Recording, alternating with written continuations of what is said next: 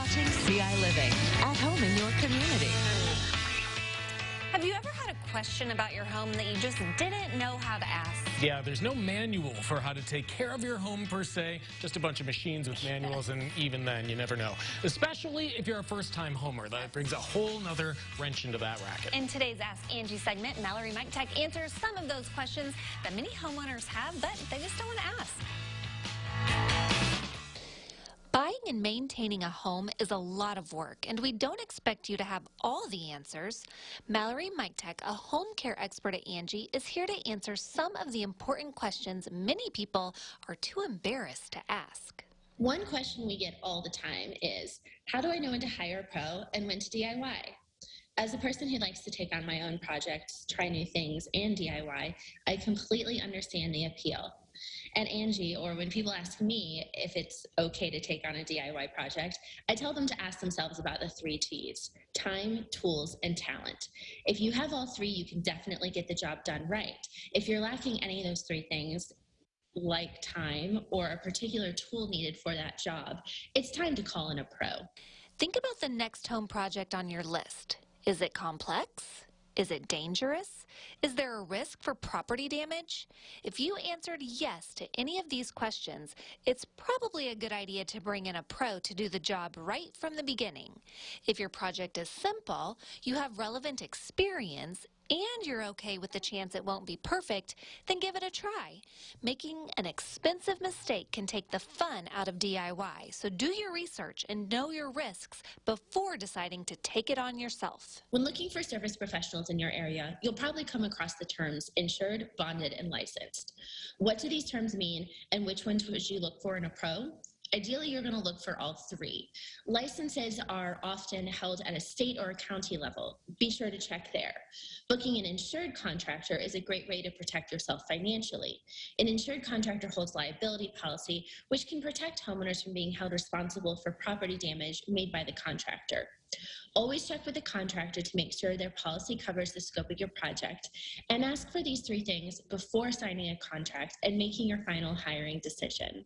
Bonded contractors have an agreement with a bonding company that protects homeowners if their contractor fails to complete a job or can't meet financial obligations.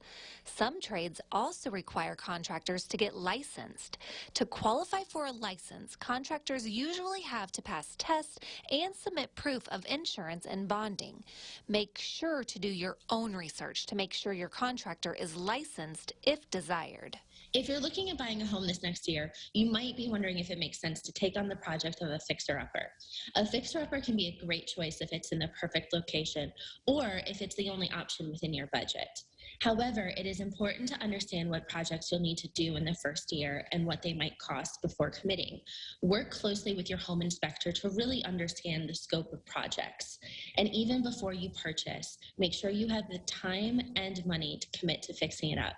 Sometimes fixing up fixer-uppers is a long, multi-year process. Take a walk around your fixer-upper.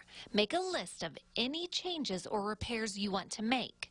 For each repair, write down if it is structural or cosmetic and if you intend to DIY or hire a professional. This list will help you get organized and get a better understanding of the professionals you need to hire and the scope of the overall project. One more really common question is, how do I know if there's mold in my walls, especially if you live in a warm, humid, or damp environment? The key to detecting mold is to know what mold looks like and smells like. It usually has a musty smell and causes irregular spots. Mold loves to live in damp places, so make sure to check basements, bathrooms, behind walls, closets. If you suspect there's mold in your home but still aren't sure where it's coming from, try ordering a mold test or hiring a professional to find and get rid of it quickly. They have these little trays, too, that you can buy at the hardware store that you can just literally set out, and it'll collect the mold if it's there, and it'll grow. And that way, that's one way to know if you suspect something, too. Okay, but you got to have time, tools, and talent, apparently, so. Yeah, and that's why we call Mike from CU under construction. Yes, we do. You know? It was interesting because he said earlier, too, and I think this tells that story, is that you don't, that is not a dead-end job. If you're worried about trades being a dead-end job, oh, no, look at that. You're gonna do very well for yourself. That's right. And possibilities are endless.